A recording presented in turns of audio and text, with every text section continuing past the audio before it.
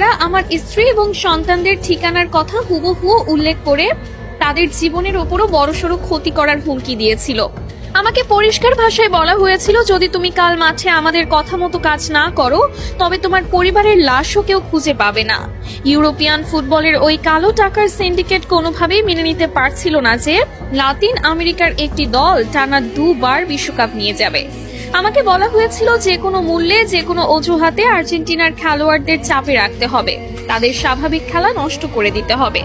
কান্নায় ভেঙে পড়ে এই রেফারি আরো বলেন, ম্যাচের বয়স যখন 93 মিনিট, এনজো ফার্নান্ডেজ যখন সামান্য একটি বল দখলের লড়াইয়ে ফাউল করেছিল, তখন আমার কানে ইয়ারপিসে ওপর থেকে সরাসরি নির্দেশ আসে, এটাই সুযোগ, আর দেরি করো না, ওকে সরাসরি লাল কার্ড দিয়ে মাঠ থেকে বের করে দাও।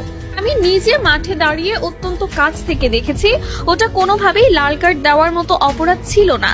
আমি চেয়েছিলাম অন্তত VAR চেক করতে, কিন্তু আমাকে এয়ারপিসে VAR দেখতেও কঠোরভাবে নিষেধ করা হয়।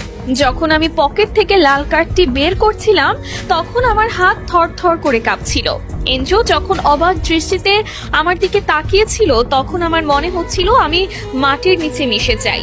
10 জনের আর্জেন্টিনা যখন বীরের মতো লড়ছিল, ডি পল আর ম্যাক অ্যালিস্টাররা যখন নিজেদের শরীরের শেষ রক্তবিন্দু দিয়ে স্পেনের একের পর এক আক্রমণ ঠেকাচ্ছিল, তখন আমি নিজেই ভেতর থেকে কুড়ে কুড়ে খাচ্ছিলাম।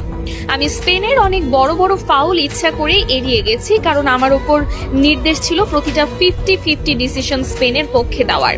অতিরিক্ত সময়ে যখন স্পেনের ফেরান তোরেস গোলটি করলো তখন স্টেডিয়ামের স্প্যানিশ ভক্তরা উল্লাস করলেও আমার বুকের ভেতরটা অপরাধবোধে ভিন্ন হয়ে যাচ্ছিল। চরম আক্ষেপের সুরে রেফারি আরো বলেন, ম্যাচ শেষে যখন দেখলাম লিওনেল মেসি মাঠের মধ্যে বসে শিশুর মতো